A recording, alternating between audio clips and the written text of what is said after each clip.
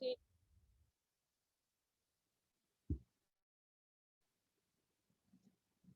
Assalamu alaikum everyone. We are students of IBA and we are going to present a case study on Dunkin Donuts concerning retail management. Next slide, please.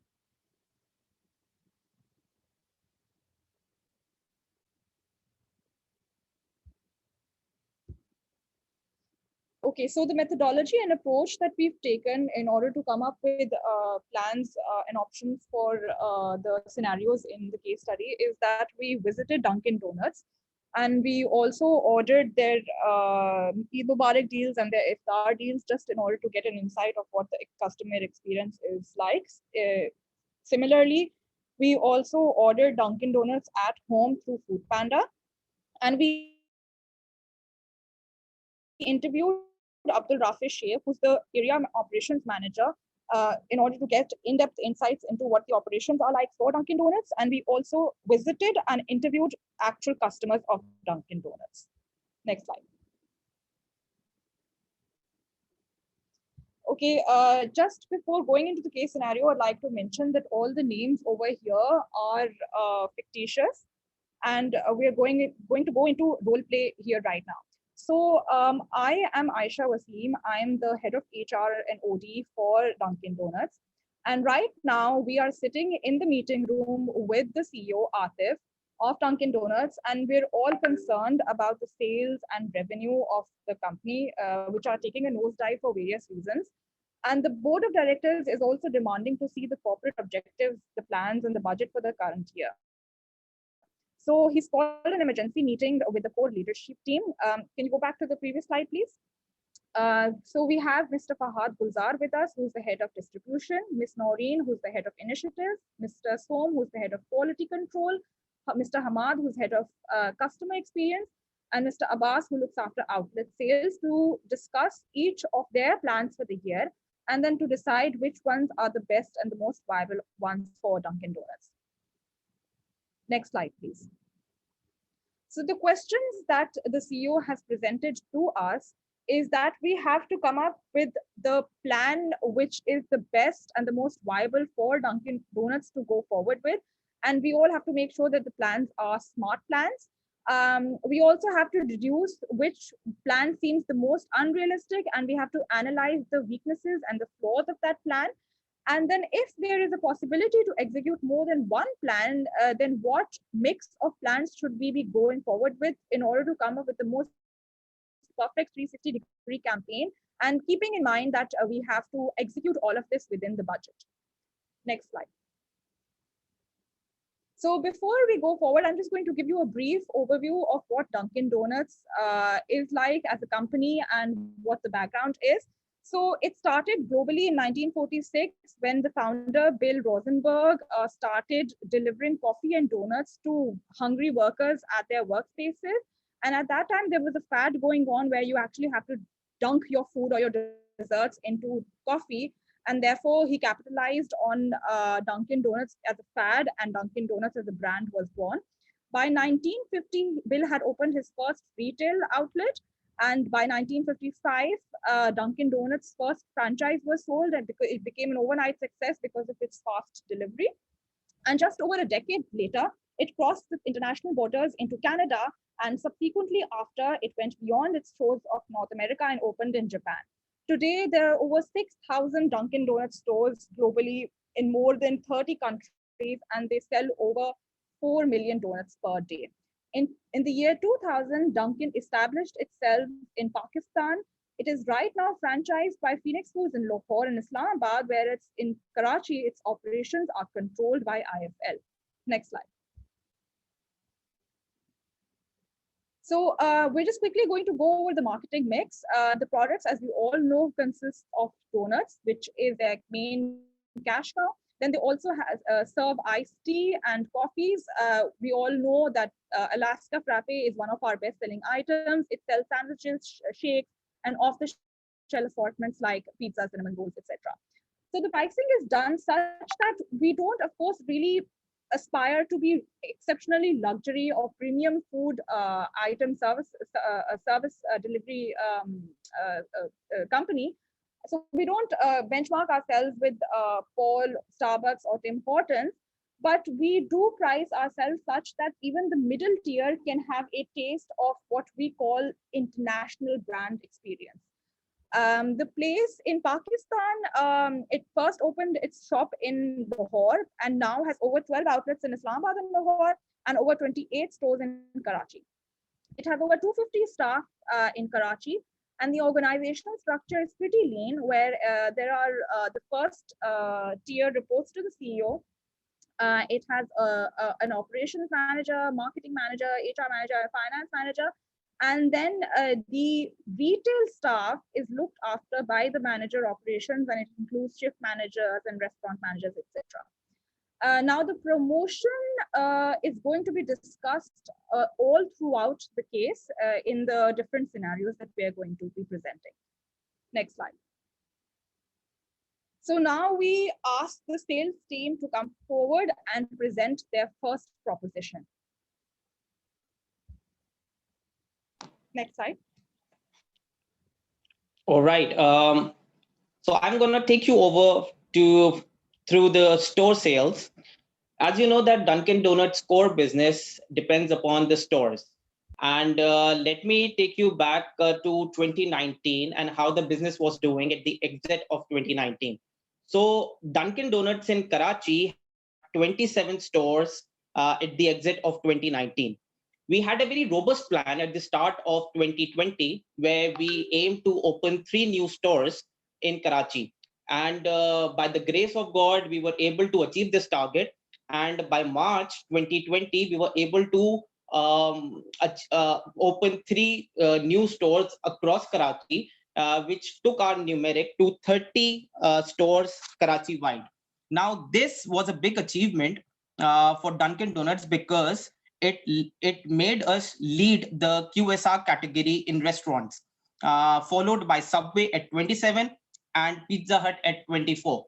But unfortunately, we all know that in March 2020, we were all faced by a pandemic, COVID-19, and which is why the QSR category sales dropped across the category. And Dunkin' Donuts also had to take some harsh calls. Now, two of our stores, mainly in Ziauddin Hospital, and one was in Karadar, which was newly opened. We had to shut it down because their operational expenses, the business was not able to meet their operational expenses out of the revenue streams generated. Ziauddin Hospital, Dunkin' Donuts was shut down because obviously the university and the colleges were shut down by the NCOC. And Karadar Dunkin' Donuts store, which was opened in March 2020, we had to shut it down because it was not generating enough revenue. So at the end of 2020, we had 28 stores Karachi wide. In 2021, this year, we were able to open 1 new store in Bahria Town, Karachi, mainly because we had to untap the potential market. And we could see that in the near future, it can generate great revenue and great business for Dunkin' Donuts. But however, we also had to shut down one of our stores at Shara Faisal because obviously it was not generating good revenue for the business. Now the plan is that we all know that in order to increase the numeric, we have to put in the budget. And this budget obviously comes up at a cost. So my plan is if we increase our numeric back to 30, then we'll be able to generate more revenue into the business. So our plan is to actually launch 3 more stores in the start of 2021. Then in the next quarter, we should also aim to increase our numeric to 3 more stores. So 3 stores per quarter is the plan to achieve the AOP of 2021.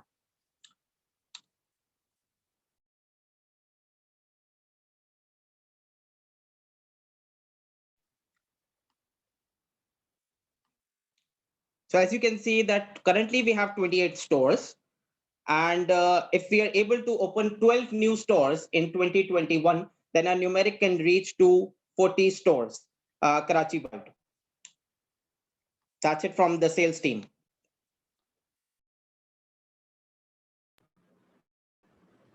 Now we will ask the supply chain and distribution team to come forward with proposition 2. Next slide. Okay, so I will be going over the distribution side. So we are facing frequent delays and incomplete order fulfillment by our supply chains, by our distributors, which are straining our supply chain lines. We have almost 5 distributors for our toppings, chocolates, creams, packaging, and other raw materials. For topping in chocolates and creams, most of our raw materials are imported, and their distributors are performing at subpar levels, which is hurting our supply chain. So one of the reasons for their dismal performance is that they are the only distributors in our regions, in the regions that we operate, and the cost of outsourcing these raw materials have also risen previously. So one suggestion from our procurement department is that we should set up our own trading house, which can import these raw materials by ourselves rather than outsourcing it from our distributors. If we go over through our performance, then since the performance of Dunkin has been improving and volumes are picking up pace, we have substantial demand for these raw materials in order to justify that we should set up our own trading house. Further, due to increased volumes, the cost and benefit analysis also favors setting up a trading house. This cost and benefit analysis was previously done when Dunkin was setting up its operations in Pakistan. So things have changed considerably since then. Another benefit of setting up this trading house is that we will be able to sell the common raw materials that our competitors use. Thereby, we will be they will be behind us in the break even of their operations. Finally, vertical integration of such type will also allow us to expand our range of offerings to our customers, since it will be relatively simpler to customize our ordering portfolio, the raw materials ordering portfolio. But one argument by finance department is that the vertical integration will require a sizable initial investment, and further the employee headcount will also increase. So setting up a trading house will convert variable costs for Dunkin into the fixed cost. Another thing is that vertical integration is more of a leverage for Dunkin. The cost favors setting up a trading house, but it also turns variable costs into the fixed cost. Therefore, the break-even rate for Dunkin will now be higher, although it will improve the margins and help generate profits only if the sales volumes are considerably high. That's it from my side.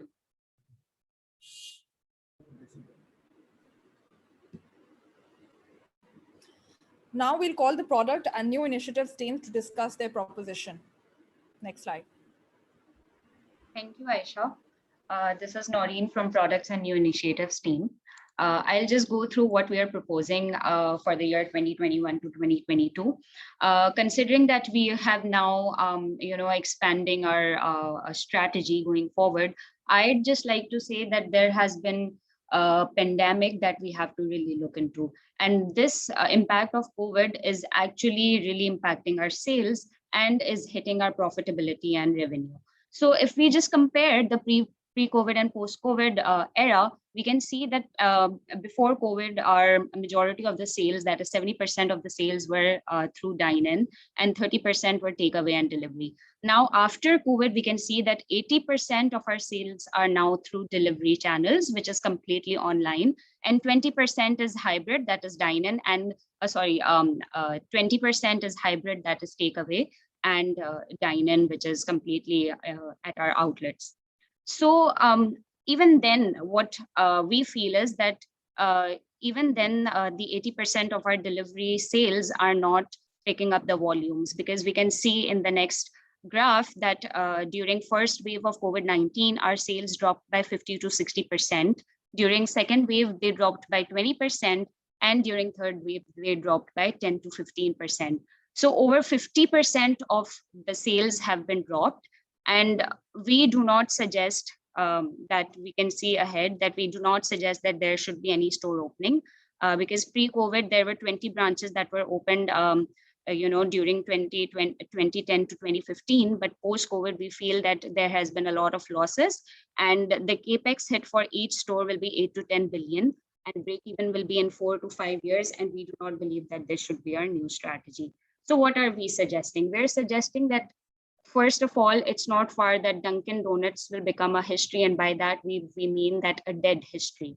Because we have seen the trend that we have been allocated 5% of the budgeted sales in annual marketing budget. And if we look at the trend currently, that 50% of the sales are dropping, we are assuming that the marketing budget will slash by half. At this point in time, we as a product department do not consider marketing budget as a cost. Rather, we are saying that marketing budget is an investment. Either we break the deal and do nothing about it, or we make the deal and invest in new initiatives that boost our sales. So what are the new initiatives that we're suggesting?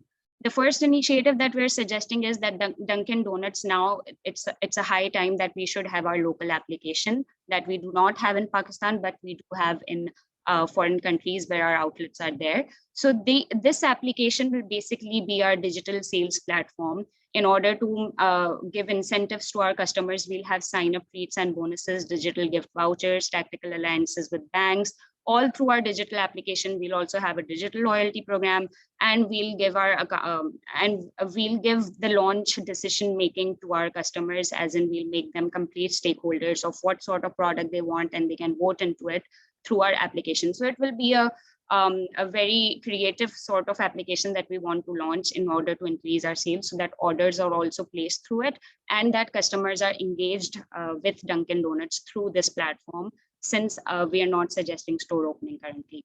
The second thing that we suggest is, wherever there are stores, we are highly recommending that they become our drive-through stores instead. And in case we are going to open new stores, we should definitely have a COVID-friendly infrastructure with drive-throughs in it.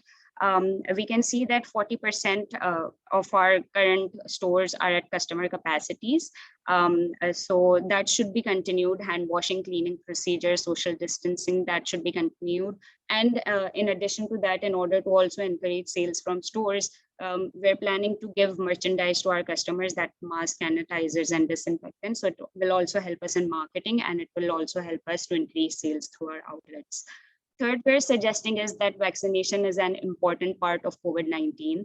So we will have free vaccinations for our employees, as well as we'll go to some CSR projects, and we'll give free vaccinations to underdeveloped areas of Karachi, and we'll give free vaccinations to all the public residential areas such as old age homes and orphanages. So these are the three new initiatives that we're suggesting in terms of COVID recovery that will actually be a game changer and increase our sales.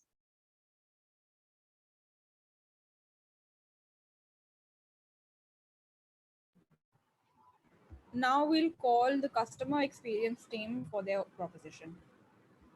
I thank Next you, slide. Aisha. Thank you, Aisha, for giving me a chance to present Hamad here from the customer experiences team. If you can just turn on to the next slide, it would be really great for me.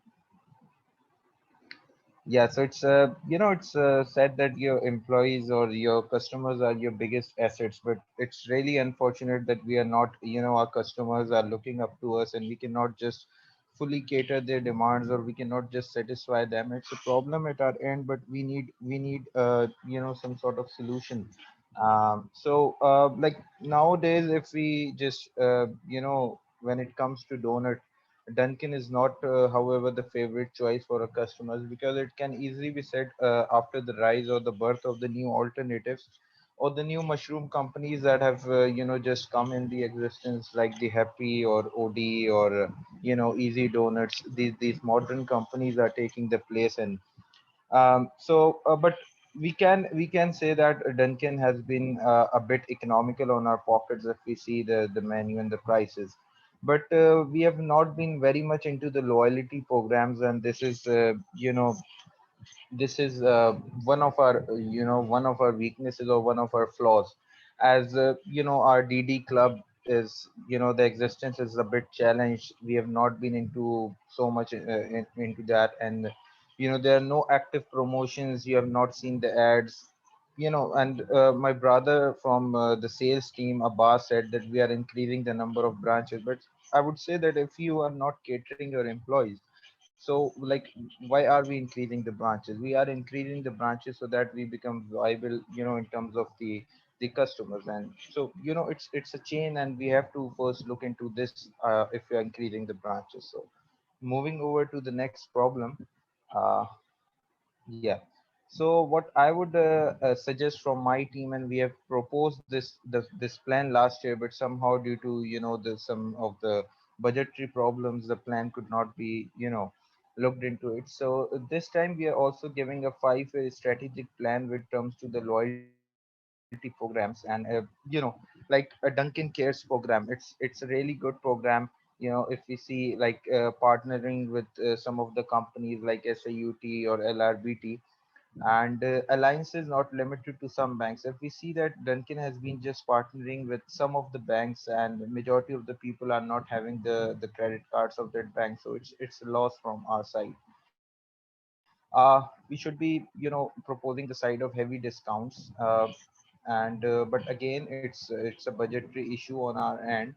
And it's a high time me and my team realize that we should have a new and a powerful marketing plan to make ourselves more viable in terms of the customer experiences.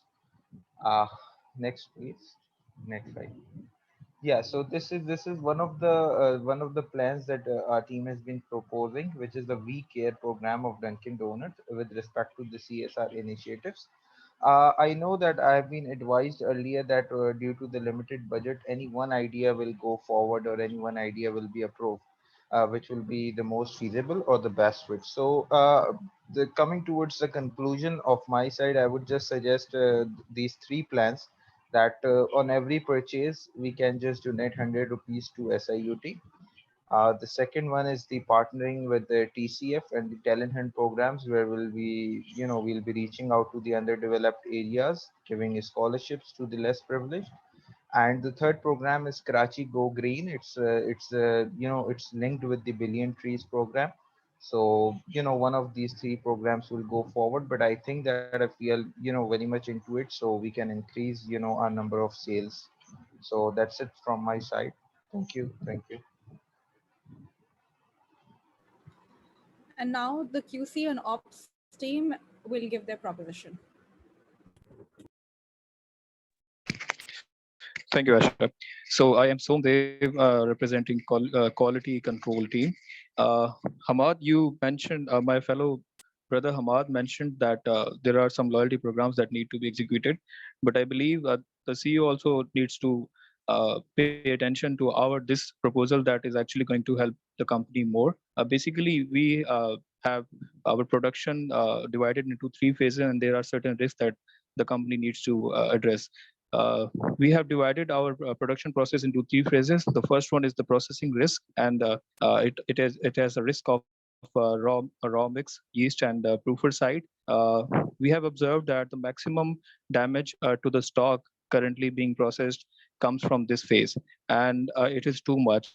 The phase two of the processing and the production side is handling risk, where the employees lack the training to actually assort the product well, and there are always some errors that are happening. And due to this, the experience of customer is also being affected badly. And the third side of this one is the branch checking side, where the logistics part of complete Karachi is being overseen. There are about 27 locations where the Dunkin' donuts are being distributed, but it is very sad to say that we are facing certain quality issues because of the logistics side as well. Coming to the next slide. So it means inventory waste figures in Karachi. I wanted to bring the attention to here this point as well. This is very alarming figure. If we talk about the per month inventory wastage for Dunkin' Donuts, it's around 4.6 to 5.4 million per month. That is about 1.5 or 1 million per week that is happening, and it is gross, and we need to reduce this as well. So our quality control team is proposing two solutions for this that are in the next slide. Uh, Before this, I wanted to also introduce the three channels of inventory risks. First, I mentioned about the Dunkin' Donut processing part, and then the 10% KPI risk that that if we see, because Dunkin' Donuts Karachi is allowed to have a maximum of 10%, but unfortunately it is completely being used. We should always keep our inventory wastage below 10%, but it is somehow reaching 10, or sometimes it is also going above 10. And then the in-house processing side, where the shake, coffees, and all these sandwiches are produced, and these are also there are some risk in this as side as well. So the solution part is on the next slide. So the waste reduction, we are suggesting that the company should employ a pre-mixed solution from the supply end side. This will not only reduce the mixed side risk for the company, but it will also save the certain cost for in terms of certain damages. And the employees are suggested to have some certain trainings so that they handle the product as well. The positive side of this is that the Dunkin' Donuts will have a convenience, and the problems will be totally resolved, because the biggest risk comes from the processing side, and this can totally reduce it. The negative side of this proposal is that the threat of recipe compromise is there, and somehow the additional cost, because the supplier will require some additional amount because they are providing us the pre-mix solution, can also be there. Next slide. So even if we reduce the inventory wastages from 10% to 5%, still the amount is going to be around 2 to 3 million per month. So we are suggesting that Dunkin' Donuts should initiate a CSR activity. We should have a partnership with certain NGOs that are working for the leftover food in the Karachi. So instead of discarding the food, or what we call as risk, because this is our iman, we should share the food with the community.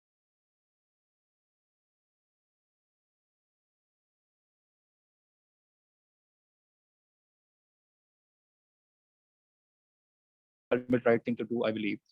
The negative side is that there are probably complexities, and because there are going to be third parties involved in the process. But I hope that with help of our dedicated team, we can resolve this issue as well. That's it from the quality control side.